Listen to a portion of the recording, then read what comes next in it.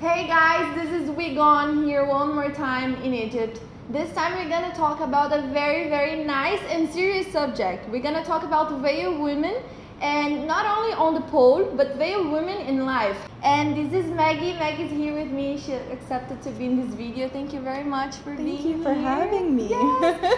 And I want to know a little bit more about you. Who is Maggie? Okay, so Maggie is a banker. Maggie is someone who studied business. She works in finance. I have a day job. I also work in the evening. I'm a psychologist, so I also work with clients in a private clinic. I have 2 master's degrees. So I'm someone who really values work, who really wants to have her own career, have her own life, and just pursue my passions basically. Nice. And you do pole and you come to train in the Yes. Pole Fit Egypt, and how is it? How did it all this begin in your life? Well, it started off that I was very inspired by a friend of mine. I wasn't sure that pole existed in Egypt. Actually, I hadn't really heard that much about it. But I was inspired by a friend who's Canadian who does pole. And then I started looking, and I actually found it in Egypt. And I'm like, okay, that's awesome. So I started, I took a class. I wasn't sure if I would like it or not, but I fell in love with it. I found another passion of mine, maybe some things that I had lost in the day to day. I'm running around, I'm working, but you forget to sort of just enjoy life, to dance, to have fun, to let your hair down, to get into the nice costumes that we wear as pole dancers, I want to know a little bit more about your veil, and Okay. because I know at some point in your life you decided to put the veil on. How old Right. were you when you I started was wearing? 16. And it was something that you chose to do, and that Yes, you wanted to. yes. Actually, for me, it was always something that I wanted to do in terms of I wanted to dress more modestly. I wanted to portray myself in a certain way. I really believe in women being modest. I believe in, not showing everything to the world. I believe in that you can be beautiful and you can be feminine and you can be chic. But at the same time, you don't have to expose everything to everybody all the time. You can be modest, but at the same time wear bright, beautiful colors. You can buy latest fashion designs, the different brands that you want, as long as somehow it's modest. Yes. And why the veil? Why is it important for your religion? It's important for me because in my religion, it preserves the value of a woman. It's about, actually, she is a very sacred person. The value of women in Islam is elevated by the veil. This is what we believe. And it's all not just in how you dress, it's also in how you behave. And does this rules of being modest and all that, and not drinking, apply to men too? How is it? It should, yes, that's the thing. That's in Islam, actually, men should not wear, for example, should dress more modestly. They shouldn't be drinking. So the rules apply to both. It's a little bit different with women in that there is more to protect, so she should be a little bit more dressed, but it is the same. And whether we apply these rules or not depends on your level of faith, right? Because there are women in Egypt who are not veiled. There are women and men as well who do not dress modestly or behave modestly, but it's a personal choice at the end of the day, and I think that's what equality and feminism are all about. It's your choice, your belief, and you do whatever you want. If I want to wear the veil, I wear it. If I decide it's not for me and I want to be a little bit more open and engaged with the world, then I won't choose to wear it. Yes.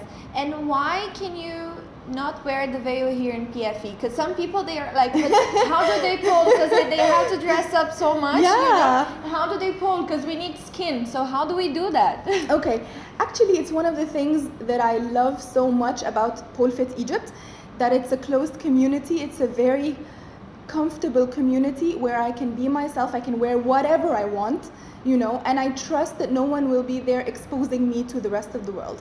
So I can enjoy pole fit. I can wear, the little outfits and use my skin. And I trust 100% that no one will be there to take pictures of me while I'm half naked, Yeah. So it's a community that actually empowers me and helps me to wear my veil, because when I want to take it off in a community of women, I can. And you you said like you are a feminist, and we've talked a little bit about feminism too, right? And about choice and about this is something I want to do, so let's respect. Right. How do you feel being a woman and working in the bank and being a Muslim and all that? Well, I think, sometimes you get faced with issues of sexism, but actually that's not the biggest problem. Usually the biggest problem is that you're very, very young, and you're there and you want to change something, and you come in with all this passion and this energy and like, yes, let's do this, let's change the world, and people are like, wait, you just graduated like a year ago, don't do that, like you don't know what you're talking about. Because actually women have a lot of opportunities for good education.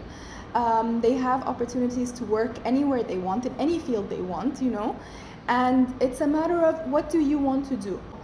And I love that even in Egypt you can be a very strong woman, and you can be a housewife if you choose to, you have the freedom to do both. But actually in Islam, women have been working even before Islam came, actually. The Prophet married a businesswoman. So you think it's more about culture and not religion? Definitely. Because, the only country, and there are very few countries where women actually have to wear the veil. Some countries, up until very recently, were not allowing women even to drive, And it's a cultural thing, it's not a Muslim thing, because you have so many Muslim women all over the world. They are working, they are, not necessarily wearing the veil, they are living life to the fullest. So there are even 8 female ministers in our cabinet today, One of the deputies of the governor of the Central Bank of Egypt is a woman. So I think there's a lot of opportunities for women to thrive in Egypt. Have you ever felt that the veil had stopped you from doing anything? Not really. What I loved the most, and something that really concerned me before getting veiled, was I love swimming. I love the beach. But here we also have the privilege of private female-only beaches, So you can enjoy the beach, you can wear whatever you want, and live your life. So I can exercise, I can go to the beach, I can enjoy my life as much as I want. I travel, a lot. I really, really appreciate that.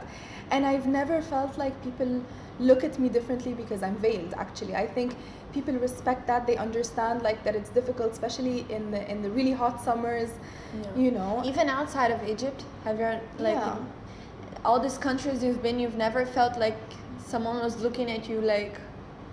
I think sometimes people are curious, but it's never a look of hatred. It's never, no one is going to hate you for no reason, but maybe they don't understand, They feel sorry for you because they think that you're oppressed or that you're forced to do this. Because they believe, a lot of people in general believe women should have the freedom to do what they want. And that includes the freedom to choose whether or not to wear the veil. And at the end of the day, this is what the empowerment of women is, It's being able to make your choice and everyone else supporting that. Yes. Thank you very much. Thank you. So lovely. So nice to talk to you. Maggie's my student, so it's very, very special for me to talk to her. And it's nice because I've been here for 8 months already. And you guys made me understand things I've never ever thought about, People ask me so many things before I came here, and you're going to Egypt and it's not a safe country for women, and I've never felt in a situation where I didn't feel safe, and they would ask but poll in Egypt, why would they poll, they're so conservative, and we just live a normal life, and the only thing for the ones who want to come here and who want to travel to mainly different countries, it's not all about Muslim countries, it's to respect the culture. Guys, thank you very much for watching this video. I think we're gonna have so many cool things coming out soon too, and keep it up, give your like, please, it helps a lot to make the channel grow bigger and bigger and bigger. Subscribe to the channel, and if you have any requests or anything you want to know, leave it in the comments for us. Thank you, Maggie. Thank you, Annie.